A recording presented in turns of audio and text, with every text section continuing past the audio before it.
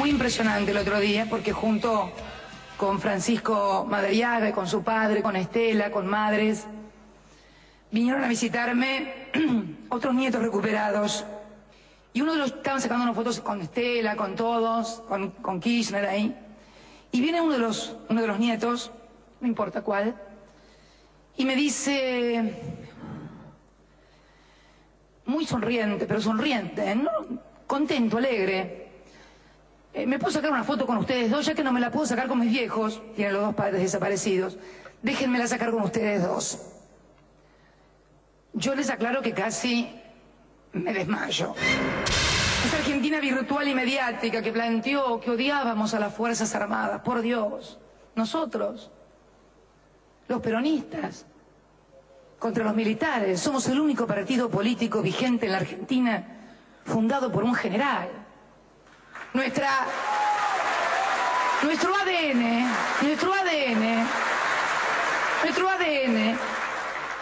se gestó allí, cuando las Fuerzas Armadas acabaron con el fraude patriótico de la década infame y Perón fue presidente, así que no tenemos nada. Al contrario, yo creo que han humillado mucho más a las Fuerzas Armadas los que las redujeron a ser simples encapuchados en lugar de defensores de la soberanía nacional.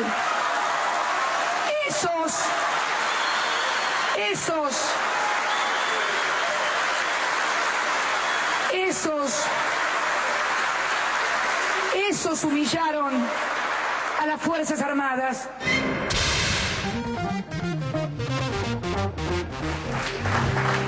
Muy bien. La verdad es que interesante, ¿no? A ver, ¿qué parte te sorprendió, Orlando? ¿De la Sí, conferencia de prensa? No, de lo que escuchamos recién de la parte creo de que la nos sorprendió. Digo, no quiero ponerme en la cabeza de todos, pero sobre todo el recurso, para mí nuevo, en donde habla de las Fuerzas Armadas, bien, tomando las raíces del peronismo, que para algunos eran vergonzantes, de algún modo, y por otro lado colocando el lugar de la humillación en esas Fuerzas Armadas represoras y genocidas, y no en todas las Fuerzas Armadas, con lo cual después en el discurso lo amplió y habla de la reconstrucción de las Fuerzas Armadas, que se siente orgullosa, yo agrego lo que ella dijo en el discurso, y vos lo recordás seguramente, del rescate en Haití, del rescate en los lugares en Chipre, en los lugares donde las Fuerzas Armadas cumplen un rol diferente al que fueron destinadas. Entonces creo que para mí esa es una parte, y además muy corajuda porque va hacia adentro del propio partido peronista, vuelve a poner al general en un lugar... Sí, inclusive yo te diría que hasta reactualizar una discusión muy importante que tuvieron las Fuerzas Armadas, sobre todo en la década del 60, digamos. Pero además me parece que esta intervención también sale al cruce y neutraliza el intento que está haciendo Duhalde por congraciarse con los que quieren a Videla. Está hablando de otra cosa. Muy interesante, muy bueno, eso sí. Qué difícil es hablar de las Fuerzas Armadas de una manera, si querés, hasta de la mejor manera. Es como, viste, cuando uno no es judío y querés hablar de judío y tenés que tener 1000 cuidados. Mirá lo que lograron las Fuerzas Armadas muchas veces con ellos mismos como entidad, ¿no? Que hasta que tenés miedo de hablar de ellos por caer en algún lugar que no te quede cómodo. Totalmente. ¿Eduardo? Como en todo discurso hay una retórica, pero también hay una verdad histórica, y yo quiero señalarla. Hubo en los años 60 y 70 una situación de confrontación muy fuerte, que fue ideológica. Ahora, vos imaginate que acá, cuando viene el golpe del 55, hubo un bombardeo, después hubo una represión feroz, y eso fue alimentando. Yo formo parte de una generación que luché contra las Fuerzas Armadas. Y me parece que esto no hay que dejarlo de lado, no hay que tratar de edulcorar que existió un periodo que dejó víctimas muy fuertes. Es decir, hemos perdido de todo, en eso muchísimos. Ahora, también me parece que a la verdad histórica hay que agregarle algunos datos concretos que poco se conocen. La actual directora de la fábrica militar de aviones en Córdoba es una sobreviviente de la Perla. Es decir, el peor campo de concentración, del cual sobrevivieron muy pocos, este gobierno propuso a una mujer para que tratara con los mismos ingenieros militares u oficiales que a lo mejor no son ingenieros, para que también haya un diálogo. Es decir, también, imagínate vos que para una sobreviviente de la Perla si uno se pone en el lugar de ella, le propusieron un destino tremendo, porque también en su memoria histórica se preguntará, ¿y qué pensarán los que no pudieron sobrevivir como yo?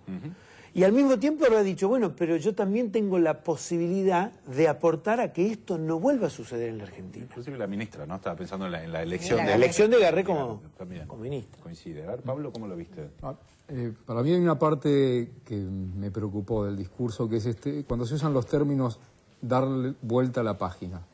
Eso hoy lo dijo Cristina, y me parece que ese término en algunos sectores suena a cerrar un capítulo. Una cosa así. Sí, a cerrar. Me parece que estuvo mal elegida esa figura. Yo creo que, lo que ha pasado en la Argentina no es para dar vuelta a la página.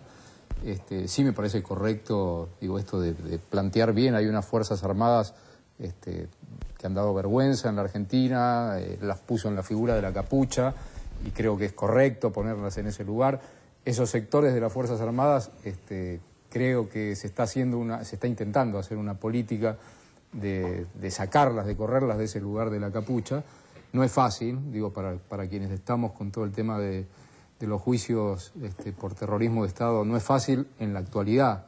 Hay sectores de las Fuerzas Armadas donde todavía anidan muchos de estos hombres de la capucha. Los que simpatizan con Videla, ¿querés decir? No, seguro, esos sectores están, no hay que negarlos, y por eso me parece que una de las cosas que más se rescata de este gobierno es esa dirección fuerte que hay en las Fuerzas Armadas para obligarlas a discutir y a reflexionar sobre el pasado. Es interesante lo de vuelta a la página, porque yo también, ahora que lo recordás, noté ese final, y lo dijo la presidenta, lo dijo después de decir, una vez que recobremos toda la memoria y hagamos justicia como se debe.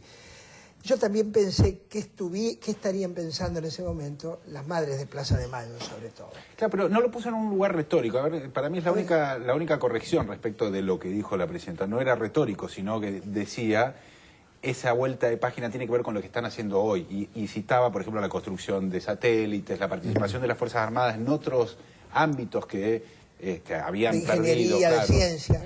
Me parece que no era una parte retórica, sino decir efectivamente cuál era la gestión sobre una parte importante del Estado, como son las Fuerzas Armadas, ¿no? Me parece que estaba por ahí. Bueno, pero vamos a seguir con el tema, en este caso, en realidad para hablar de la causa noble, sobre un tema sobre el que has trabajado mucho vos, Pablo. Vamos a ver el informe, en este caso, sobre nuevas irregularidades, y lo debatimos. Dale.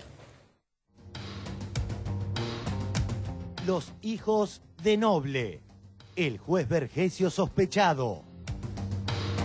A principios de la dictadura, Ernestina Herrera adoptó a 2 chicos, a los que les impuso el apellido de su marido muerto 7 años antes.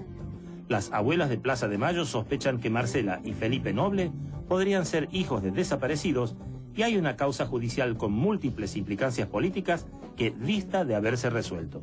Podrían ser chicos entregados por Monseñor Plaza o por Camps, que era el jefe de la policía de la provincia de Buenos Aires, o por Videla.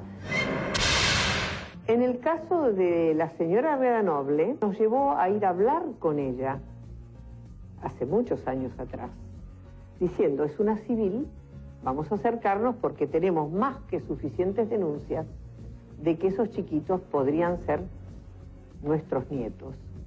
Y nunca nos recibió ella, nos recibió Magnieto, donde en la segunda entrevista nos ofrece decirnos quiénes eran las madres biológicas, porque las conocían, si nosotros decíamos quiénes eran los denunciantes. Ante semejante chantaje no volvimos más. Hasta aquí los hechos. Con respecto a la causa, las abuelas han iniciado ante el Consejo de la Magistratura el trámite de juicio político al juez Vergesio con nula repercusión en los medios hegemónicos. Miradas al sur, domingo 28 de febrero. El malicioso y lento desempeño del juez Vergesio fue denunciado ante el Consejo de la Magistratura por irregularidades en la causa noble. Con este juez nunca se sabe qué trampas, porque está favoreciendo mucho las irregularidades que proponen los abogados de estos jóvenes. ¿Cómo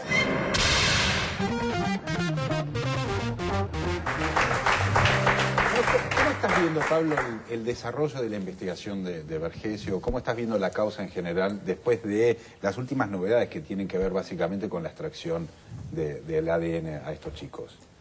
Vergesio debe ser uno de los peores jueces del planeta y es una vergüenza que sea juez en la Argentina. Pero tiene la causa y la causa hay que seguirla peleando ahí.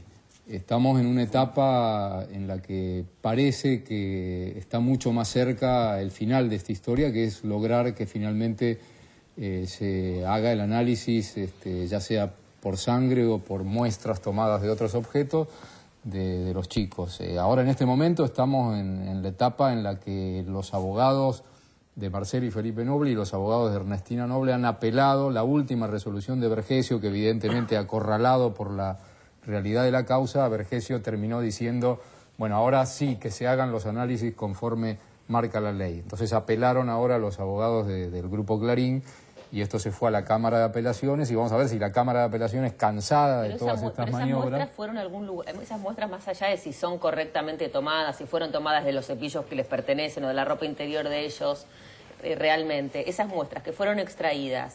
¿Dónde están y si ya se sabe el resultado, pero se está frenando la información? No, las muestras están y no han sido llevadas al banco. Ahora, nosotros estamos cuestionando las muestras porque fueron producto de un allanamiento irregular, un allanamiento donde le tocan el timbre a Marcela Noble, le dicen venimos a allanar y ella dice esperen que tengo que llamar a mi abogado y mi abogado viene una hora después y nadie entra a esa casa. O sea, una hora es un tiempo para hacer un desastre con las muestras, y así que esas muestras las vamos a objetar.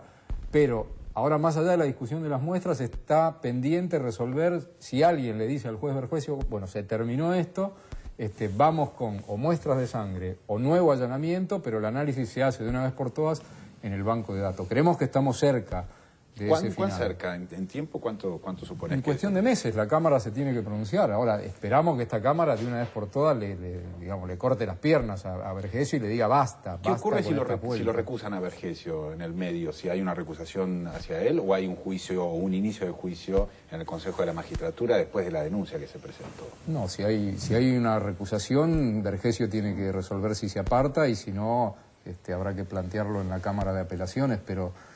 No creo que sea el tema ahora recusar a Vergesio. Hay que esperar qué dice la Cámara y si la Cámara se pone dura, bueno, como tiene que ponerse, habrá llegado el final de esta historia, ¿no? Claro. ¿Eduardo? Mira, me parece que el final de esto es próximo, es decir, dentro de muy poco se va a saber efectivamente si la identidad de estos dos chicos corresponde a dos muchachos a los cuales les han cambiado la identidad siendo bebés. Y esto va a ser en la Argentina una cosa de un impacto muy fuerte, porque en realidad siempre estas cosas cuando se manejan en el terreno de la hipótesis no producen el impacto emocional que uno supone que pueden producir cuando se sepa. Claro. No hay ninguna duda respecto de que la adopción fue irregular y por supuesto uno hasta que no demuestre lo contrario no puede decir hay certeza. Sin embargo, conociendo cómo el diario Clarín tuvo negocios con la dictadura militar y cómo su línea editorial fue manejada durante la dictadura militar, yo creo que va a servir para entender muchísimas de las maneras de actuar que tiene este grupo. A mí, la pauta de esta historia me la dio un día Osvaldo Bayer cuando me contó cuando en 1970 él publicó, siendo jefe de la sección política de Clarín, un artículo en el que hablaba del general Levingston, que sucedió por un tiempo muy breve a Onganía antes de que llegara a Lanuse, y habló de una serie de decisiones que tomaba Levingston literalmente porque estaba borracho. Lo publicó en Clarín. Fue la señora de Noble con Levingston a la redacción de Clarín y lo hizo pasar un papelón a Osvaldo Bayer.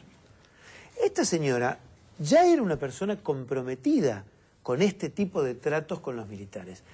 Cuando uno empieza a ver cuadro por cuadro las imágenes de lo que fue... Estamos hablando del 71. Esto es 70, fines del 70.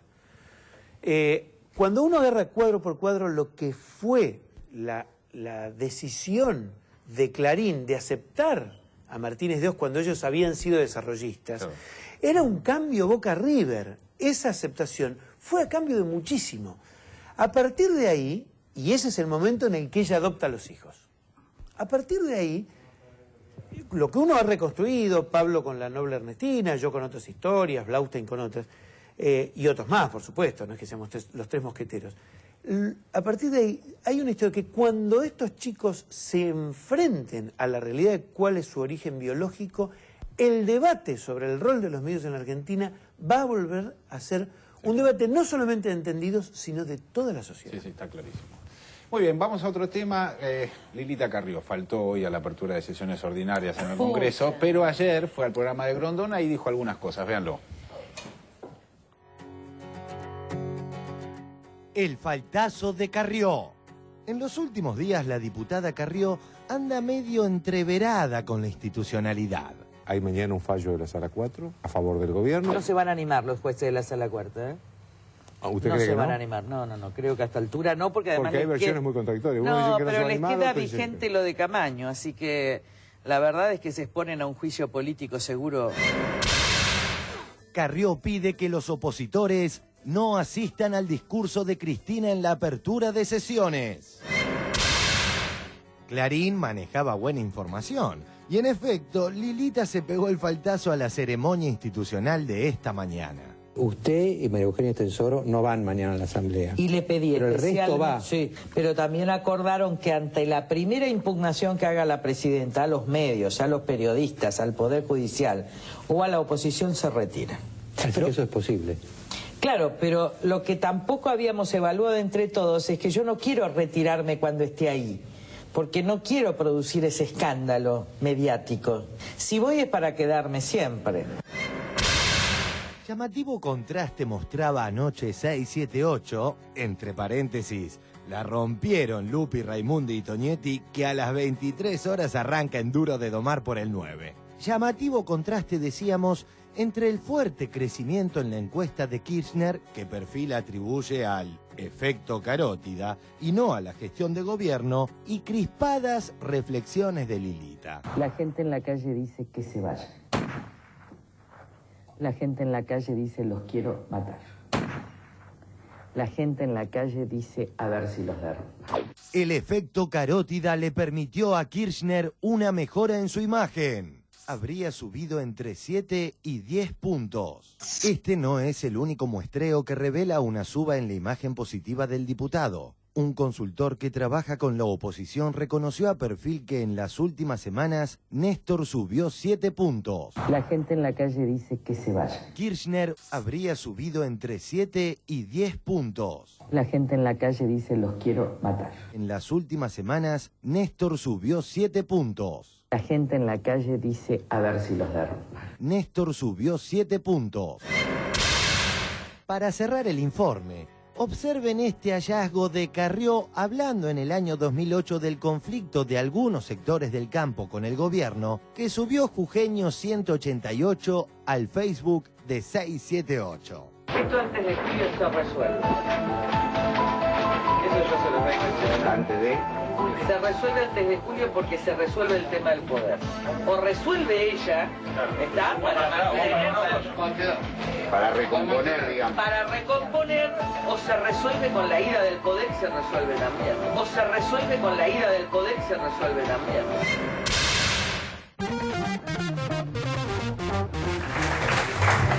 A ver, Sandra, te quería hacer una pregunta. Me tenés que ayudar, en realidad. A ver en si algo. puedo, Lucho. Yo entiendo que la base de la construcción de un espacio de poder es la construcción de ciertos consensos, digamos. Esta capacidad que tiene la política de negociar espacios, de primero te doy una cosa, después te doy otra cosa, etcétera, digamos, más o menos sin proscripciones ideológicas, básicamente esto dentro de un ámbito de acuerdos básicos. Ahora, lo llamativo de Carrió es que no construye. Digamos que el espacio de poder, en todo caso si existe un espacio de poder, más allá de lo simbólico, ¿no? Si existe un espacio de poder de Carrió, no está armado alrededor de la construcción de consensos, sino de básicamente una posición sistemática, ¿no? Sí, pero, digamos, hay dos lecturas de eso que son contradictorias, porque por un lado, si bien es cierto que Carrió apenas arma un equipito, lo deshace. Por eso. Por su personalismo, por su egocentrismo y por todo lo que ya sabemos.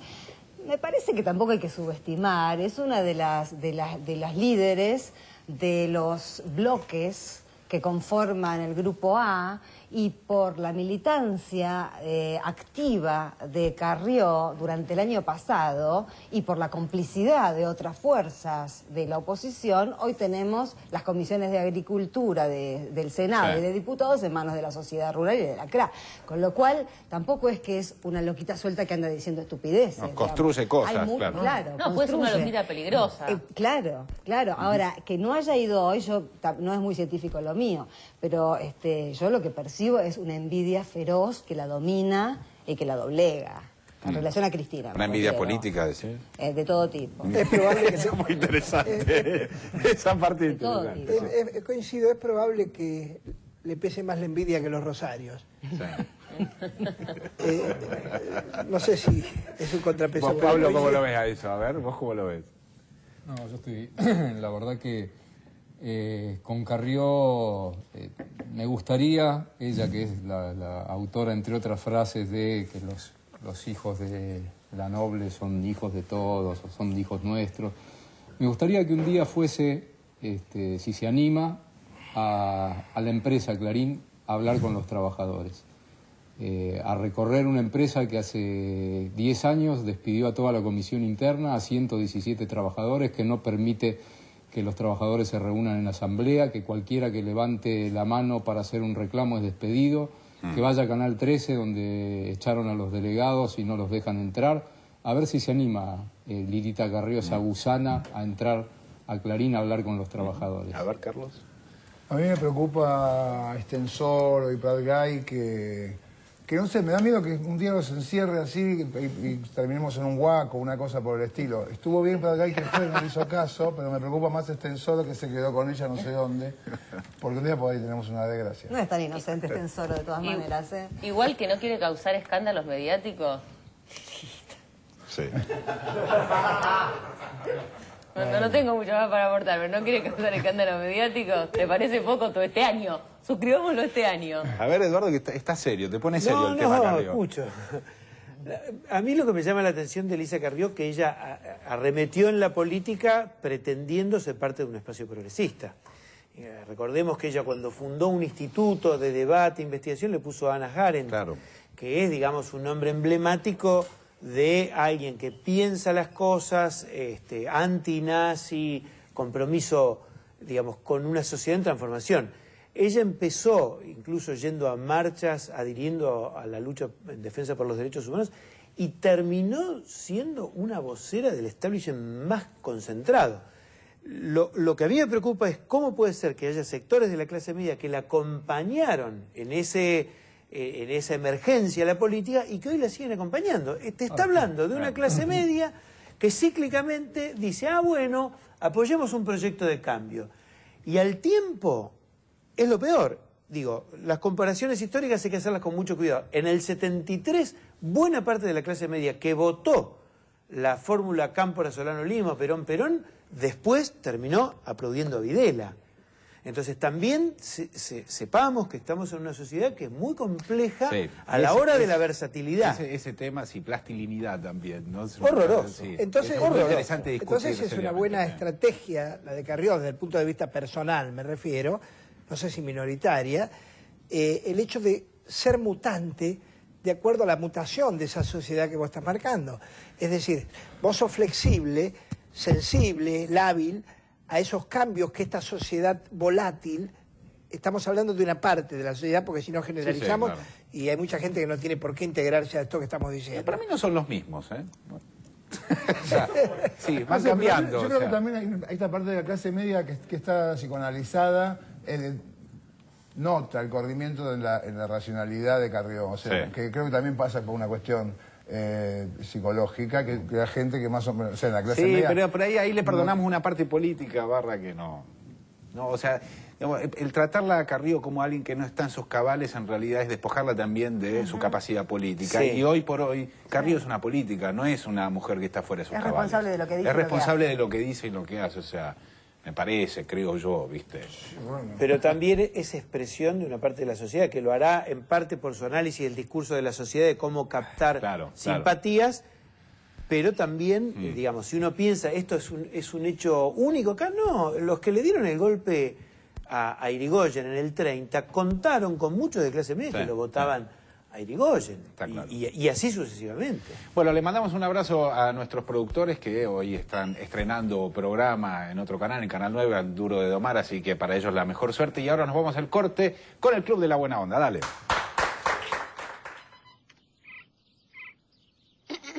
El que mata tiene que morir, el que mata tiene que morir, el que mata tiene que morir. Soy rubia por fuera y por dentro, soy rubia por fuera y por dentro, soy rubia por fuera. El lomo 80 pesos, el lomo 80 pesos, el lomo 80 pesos. La Argentina sin el campo se muere, en la gira se compra carteras, en la gira se compra carteras, en la gira se compra carteras. Vamos a tener que importar trigo y carne, vamos a tener que importar trigo y carne. No son 30.000, son apenas 2.000. El gobierno se cae, el gobierno se cae, el gobierno se cae, el gobierno se cae, se cae, se cae, se cae, el gobierno se cae, se cae. Muchos canales de noticias, como todo noticias, podría desaparecer y también... Se cae, el gobierno se cae, se cae. TN va a desaparecer, TN va a desaparecer. ¿Va a desaparecer? ¿Cómo que TN va a desaparecer? Entonces me voy a dar manija al otro lado. ¡Lilita! ¡Lilita! TN. Todos nerviosos.